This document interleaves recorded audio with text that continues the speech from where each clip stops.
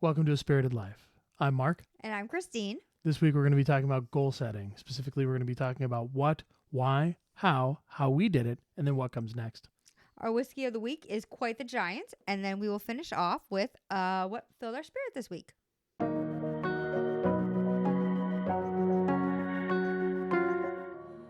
We want to live a spirited life. We're documenting our journey towards financial independence while balancing that with living in the present and enjoying our time in the journey. While we want to work towards financial independence, there's no guarantee for what tomorrow will bring. So we don't want to wait to enjoy our lives because tomorrow isn't promised. We want to share our journey to help keep ourselves intentional and accountable, and we invite you to come along with us as we work towards living a spirited life.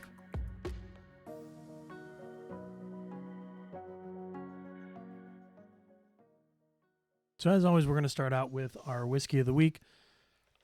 This week we had a little bit of trouble trying to pick something out that matched the theme of goal setting. What did you think about when you were trying to think of which whiskey would go along with this? I tried to think of what goals meant to me, which was growing, reflecting, changing, something to strive for, better than average. Yeah. And even though we were a little stumped, we still were able to figure out a good whiskey that kind of matched up with the idea of like growing and goal setting and things like that. And so we selected Redwood Empire and specifically their Emerald Giant, the cask strength version of that. And so if you're not familiar with Redwood Empire, their theme is built around various redwoods, you know, those trees that grow for hundreds or thousands of years. And so in the theme of growing over a period of time, we selected this, and to give it a little bit more heft, we picked the cask strength version of that just to give it a little bit more oomph. And, you know, there aren't really a lot of goal-oriented whiskeys for us to go out and select. So this is the best we could do to match against the theme. So the age on this is a blend of 4 to 6 year old rye whiskeys. The proof is 116.4. Price is $70 MSRP, and it has a mash bill of 94% rye, 5% malted barley, and 1% wheat, which is really interesting to add that 1% of wheat. Just taking a look at it here. It does have a nice honey color to it overall. To me, it kind of reminds me of like the amber that prehistoric bugs get stuck in. Yeah, I could see that. It's very viscous. I see legs. It's got legs. All right, let's dive into it. Let's see what we got on the nose. So on the nose, I'm getting just many common rye things in terms of some baking spices, a little bit of citrus. Mm-hmm. I'm getting like the grassiness, the cut grass. Yeah, definitely get that brightness, that vegetal note that you can get sometimes with a rye. I mean, really, this is kind of a quintessential rye in terms of the overall nose. Let's dive in on the palate. Cheers. Cheers. That is really nice. It's nice. It's herbally, grassy, rye-y, minty. Yeah, a lot of the things that show up on the nose match with the palate too. Definitely get, you know, a little bit of those rye baking spices on the front to mid palate. I have like a raisiny or a something-y that I'm getting that goes with the herbally. Yeah. Yeah, there's definitely a little bit of that. There's a little bit of mintiness in the finish, and now I'm getting a little bit of raisin in the finish. Mm-hmm. Real nice. Mm-hmm. Yeah, definitely really good overall. Again, I think that this is just a good quintessential rye. The proof definitely comes out in like the mid palate, and you can feel it kind of on the sides of your tongue. Mm-hmm. The hug lasts a little bit further down into my stomach. This would be. It's still kind of hanging out there. Yeah. Like, hey, remember me? Mm-hmm. Yeah. Any final thoughts on that? This is a goal to shoot for when making rye whiskey. I like that. It's a nice way to transition and talking about goals. Okay, well, goals, we all kind of know what a goal is, but is there anything specific that we should look at in goals? Yeah, I mean, when it comes to goals, I think most of us pretty much have a good idea of what they are, but just in case, like, you know, what we're doing is we're determining an outcome that we want to work towards and how we know that we've accomplished that. And those two components are really important to make sure that you have when it comes to goal setting. It's the thing that we're going to be working towards, and there's another component to that when it comes to knowing if you've got there or not, and being able to say, hey, what's going to be true once I've accomplished that goal, or what can I see once we've accomplished that goal? So when you're setting goals, how do you like to think about that? I like to imagine what I would like an outcome to be, and then that's my magic goal. Okay. So you do like some visualization. Yes. Cool. Okay. What do you do when you set your goals? Yeah, I kind of think about them a little bit. I'm usually a little bit more word oriented, but I have done some visualization where I think about, okay, hey, what do I want my life to look like? It almost sounded like you said, what do I want my wife to look like? What do I want my wife to look like? That goes with my goals of That how goes do I with get my in shape? goals. That's right. Yeah, what do I want my life to look like? What do I see myself doing? Where do I see myself doing certain things or not doing certain things? And can I visualize that? Can I see myself in that type of scenario? And then I do take the time to translate that back into words and be able to articulate that as like a more specific goal. And that's getting a little bit into our how, but maybe let's talk a little bit about the why first. For me, why I need a path. It's a framework to help me grow and how I tackle the future. Yeah, I think that's a great way to put it is thinking about growth. Goals are moving in a particular direction on purpose, right? And just like trees, when they grow towards the light and they reach out towards the light. You're doing the same thing. You're growing towards the thing that is illuminated for you, that's important for you, that you want to move towards. Yeah, I heard on Life Kit, and I'd like to go probably down in some comments or something, give the Buddhist person the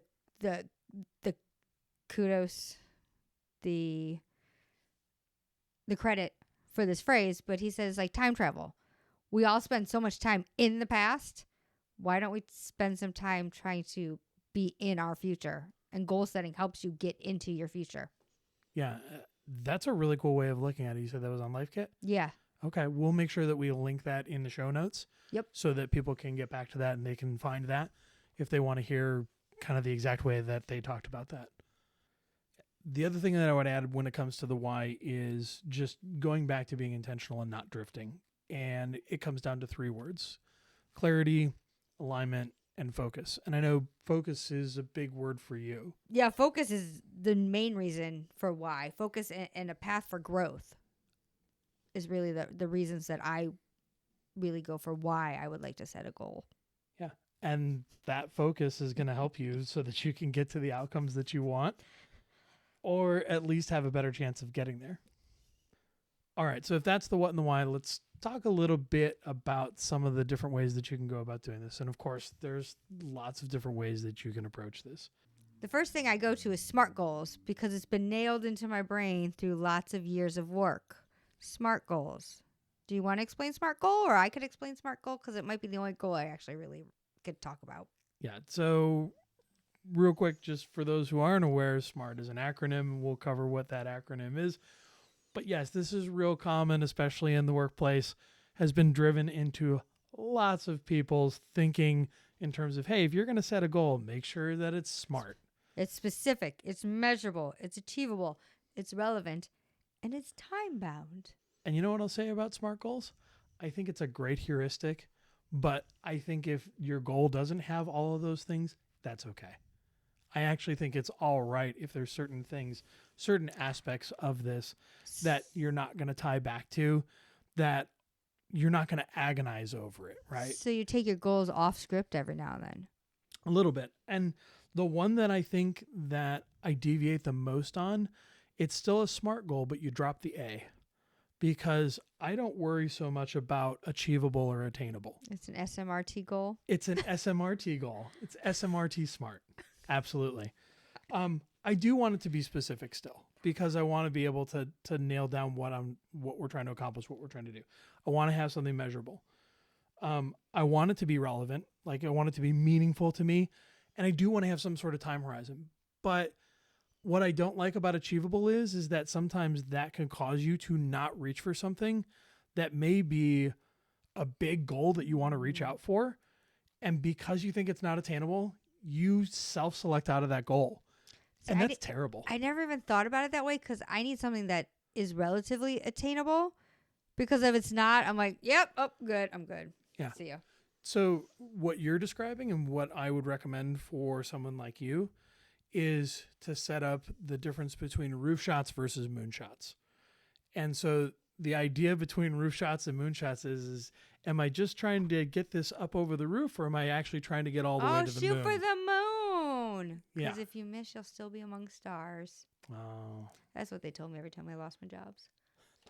There's room for both roof shots and for moon shots. It just depends on what you need in the moment. And sometimes you do need to build up a little bit of momentum. You do need to get a win. And sometimes that's where just shooting for something that you know is going to be attainable makes sense. But in other cases, and this is something with one of the other structures that gets talked about a lot, which is OKRs, they would tell you that you should be shooting for well beyond what's attainable. And even if you get to 70% of your goal, you did fantastic. A C is still passing. Yes, absolutely. And that is how many of the people who talk about OKRs talk about that, because they want you to do that shot for the stars. Because what if you actually get there? What if you actually get well above and beyond that? They want that to be difficult. They want it to be something that you strive for and something that you have to work very hard for, that you get focused on to get delivered. So what if it all works out? Exactly. And if it all works out, then Golden! you'll have amazing golden results. Definitely SMART goals is something that you can use. OKRs, something you can use. You can also just set it up as something as simple as having a statement of an outcome and then a measure that's associated with that to know that you got there. And asking yourself those questions we talked about before. What do I want to accomplish, and what will I see when that has happened or when that's true, will help you shape that. So if you can answer those questions, you're pretty far along in terms of being able to get your goals figured out. A couple of the things to keep in mind when you're setting goals is to focus on less, and having fewer items that you're setting as far as goals allows you to focus more. Yeah, I really think having the less, it helps you keep the focus, keeps you from getting overwhelmed, because I know when I get overwhelmed, I just quit.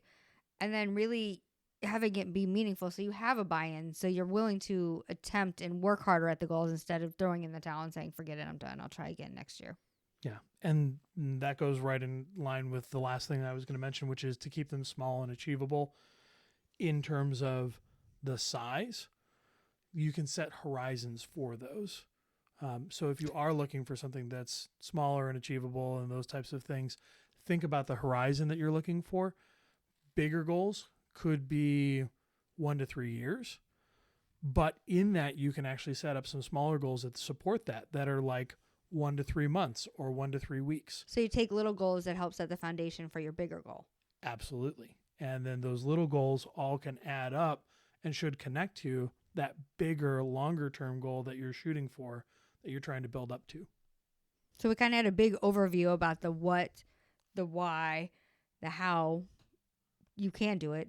So how about we talk about how do we do this? How do you do your goals? Yeah. So you talked a little bit about visualization. I did a little bit of visualization and tried to think in that time horizon of a year and what do I want to accomplish for the year. And also thought about it from some of the categories from our retrospective, from our reflection. And so what I did was I thought about life and health and finances, because that was a part of the way that I reflected. And I came up with one goal for the first 3 months, so shorter time horizon, that's going to work towards bigger goals for the year. How about you? So I used to go a certain way with goals, and it went, you would prompt me to write down some goals, and I would come down and write down some goals, and then I might revisit it, and I might follow up with it, and then I'd be done. So what did you do this time? So What'd you do this different? time I'm going to do things a little different. So this time how you were talking about how like every 3 months you were Mhm. doing yours, because I have a hard time with long time frames and focus and Mhm. reflection. Focus, reflection, and long time frames are not my strong suits. Yep. So now I am trying to. I have monthly goals now. So my monthly goals are those little chunks of like the larger goals that I want to work on. Mhm.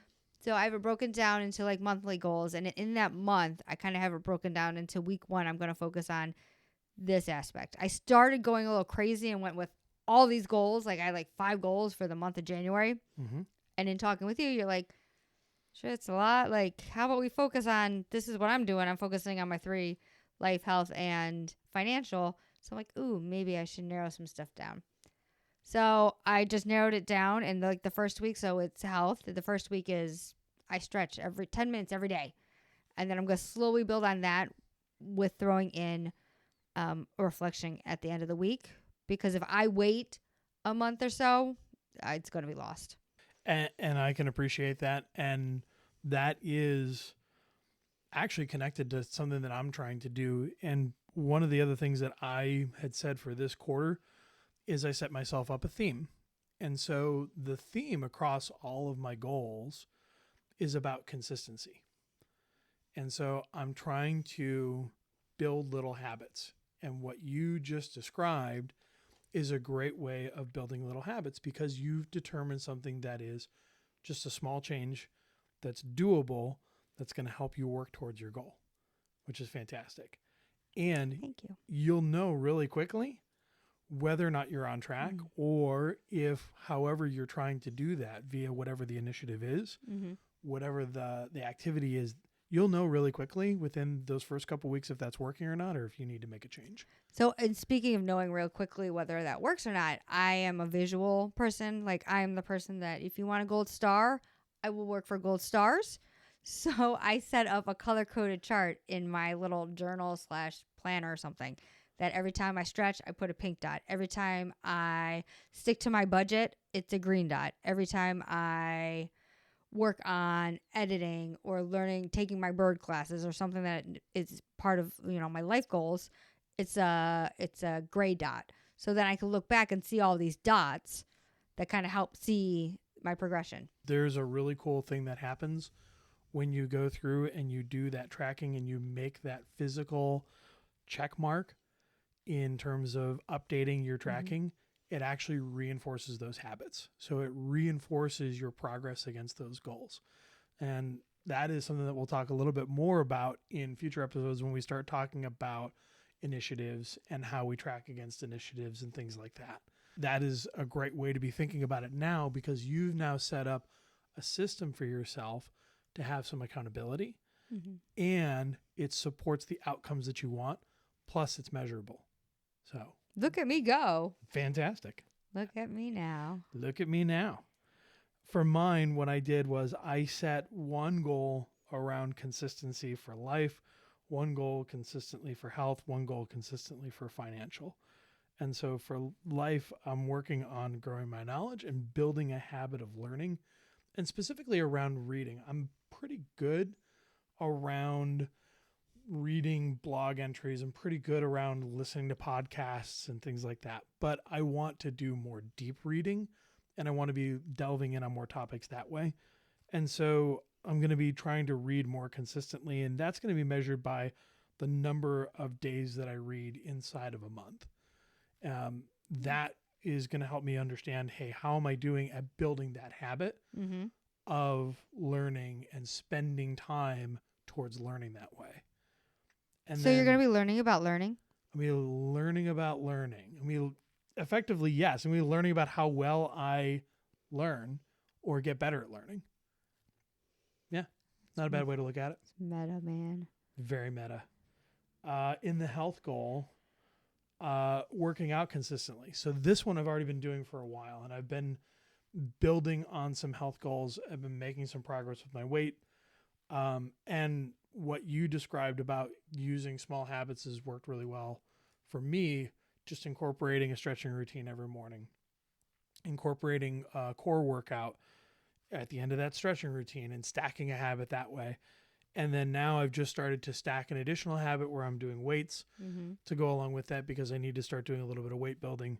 But this is going to go even a little bit further, because I'm trying to make sure that I also incorporate HIIT workouts into the overall workouts too. So I have the habit that I've built in the morning. This one is going to be a habit that I want to build in the afternoon. Okay. Yep. And so it's going to start with something simple. And the goal there is to make sure that I've got at least 3 workouts in a week that are HIIT related workouts. I like the starting simple, because even I love working out. Like, I love to work out, but it's so hard to get it in my daily routine now that it's an effort. So I think by starting simple, like even like that whole, like what, I do a 15-minute HIIT workout, it slowly adds up instead of going, oh, I got to hit this 30-minute, 45-minute workout. And you're like, God, I'm tired. I just had a long day at work. I don't know. I just want to sit and do nothing. So I like that simple incremental. And I'm not going to judge myself based on the amount of time that I do it, just that I do it, because I just want to be working on building the consistency of doing the afternoon workouts or the evening workouts. So even if I do it for 5 minutes, even if I do it for 10 minutes, that counts. And I'll worry about the quality of it later, but right now I'm really just trying to build that consistency and build that habit. Yeah. I'd like to see how this goes with our next check-in, to see how it does, like the 5 minutes, and see kind of where it starts and how you keep going with it. Well, and here's the thing. If I end up working out 25, 30 minutes, that's fine. Like, that's totally cool. And that would be great. You just don't put that pressure on you to begin with. Right. What I don't want to do is I don't want to put the pressure on myself to worry about, oh, I need to get this many minutes in, and if I don't get this many minutes in, it's not a good workout. It's not a good workout. At this point, any HIIT workout is going to be a good workout. So that's the way that I'm looking at that. Okay. And then you have your financial goal? Yeah, and then the financial goal is budget consistency. And so this one's pretty simple. I want to be disciplined in my spending. Isn't that the goal for us all? It definitely is the goal for us all. Speaking to you people out there as well. That's right. We want to make sure that we're living within our means and living within our budgets. And where I'm usually pretty good about that in terms of not keeping like revolving credit or not paying off credit card, I'm good at that. But I've got some savings goals that we didn't hit at the end of 2023 that I wanted to hit. And so therefore I need to be more disciplined in my spending so that I can direct money into investments so that we can build up those savings the way that we want to, and not be going, oh, like I have that money available, and delving into a little bit of those funds that really should be designated for something else. Yeah. I think I like the way you phrased it too, is that where is the budgeting in that, it's not all a failure. Like, without the revolving credit and paying off that stuff, that's amazing. And it's something. So it's not like I suck at this, but here's where I'm good at.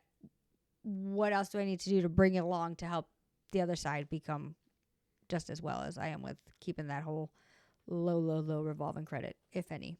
Absolutely. And I recognize that for some people, they may have to just start with, hey, you know what? I just want to be paying my debt down consistently and try to stop using the revolving credit and try to make sure that I'm not missing payments.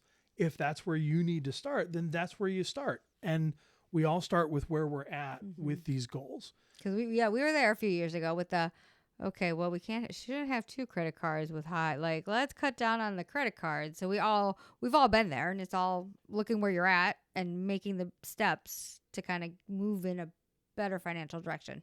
So this one really simply is just going to be measured by the number of times that I spend more money than I have in the budget. And the threshold for that should be 0. This one is one that I'm actually going to be more stringent on to say, no, if I don't have money in the bank account that is designated for the thing that I'm supposed to be spending it on, then I don't spend. Cool. Is this every 3 month goal or monthly goal? So these goals are set up for 3 months for the first quarter, but I'll be checking in over time, very similar to what you described. And that gets into a little bit about what comes next. So we know some of the goals that we want to work on.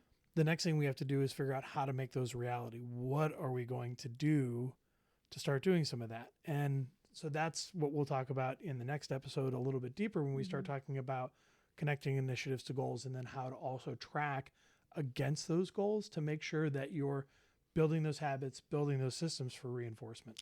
I really think I'm going to learn a lot in the next episode. I think I'm going to learn a lot in the next episode too. As we like to do on our episodes, the last thing we want to do is take a moment to reflect and have a little bit of gratitude about something that filled our spirit this week. And you have a pretty unique story this week. I do. I could say I have a fishing story. What filled my spirit was that Amos, our dog, and I, we went out hiking. And a lot of times when I go hiking, I go to our local places. And this time I was a little more intentional and wanted to go somewhere different. So we went hiking down by the Chagrin River. And we were going through the hiking as we were there. There's a whole bunch of fishermen by the waterfall. We're hanging out and talking at the falls, like watching the guy net the fish. And then 2 fishermen go up the stairs one way. Amos and I finish up our hiking and hang out. And then as we're packing up to go get in the car and I'm wiping the dog off, I hear this older guy go, "Hey, young lady, do you want to fish?" And I went, "I like to fish." He goes, No, I'm serious. Do you want to fish? I'm like, are you getting rid of a fish? This would where I would normally be like, no, I'm fine. It's okay. I'm just going to go home. I don't need to talk. But I had a moment of like, why not? Like, whatever. Okay, let's see what happens. So I went, sure. So he's like, okay, come on over here. So he brings out this, and I'm not even joking. It is a fish, like an 18-inch steelhead trout, freshly caught. And he's like, okay, do you want 1 or 2? And I'm like, do one. One's good. So he takes it to the back, and he does a quick, he just wanted the fish eggs. He's telling me about how he only goes fishing for the purpose of getting fish eggs so he can keep fishing. And he has this whole telephone text chain of when he catches fish, he just puts them in the back of his truck. People come get them. And then he knows when he's done or when he needs to move on. So he does he gets the fish eggs, he does a quick gut job, and then bags it up and just sends me off.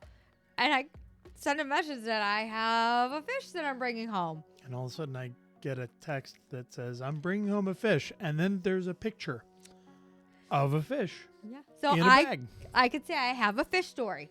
How about you? Yeah. So that led to what was filling my spirit, which is I got to learn how to do something new this week, because all of a sudden now we have a freshly caught fish that has been basically gutted, but still needs to be filleted. And so I had never filleted a fish before in my life, which is kind of surprising given where I grew up, like on the edge of the country, and there were plenty of people who would go fishing and who would gut fish. I just never had the opportunity. It was just never something we did. So looked up online and watched some videos, and I think for my first go around, I did a pretty decent job. It was pretty good, yeah. Filleting. I think it was good. And then cooking it, oh, it was so good. It was. This fresh trout, less than 12 hours old. Yeah. Oh, Yeah, it was really good. Freshly filleted, fresh out of the water. You really can't beat fresh fish. Just a little bit of oil, salt, and pepper. Baked it right You up. put lemon? And a little bit of lemon juice, Yeah. And it was just absolutely fantastic. I got 90% of the bones out in the fillet, and by pulling some of them out, we still had a couple, but it was still really great, and it was a really cool experience. Yeah, I think the part that filled my spirit is just having those moments of going, let's go, let's explore, let's try, let's say yes instead of no. Let's go. Like, what can happen? And this amazing, interesting, very, very Midwest experience happened. Yeah, it was really cool. And that's pretty much all we have for this week. What are we talking about next week? Yeah, so next week we're going to be talking a little bit about our initiatives. As we alluded to in some of the earlier conversation, we're going to be talking about how we take action against our goals, and then how we start tracking against that as well to make sure that we're building those habits and we're putting those systems in place to keep us accountable towards working towards our goals. Join us then, and in the meantime, we hope you live a spirited life. The topics and information on a spirited life should not be taken as financial advice and should be considered for entertainment purposes only.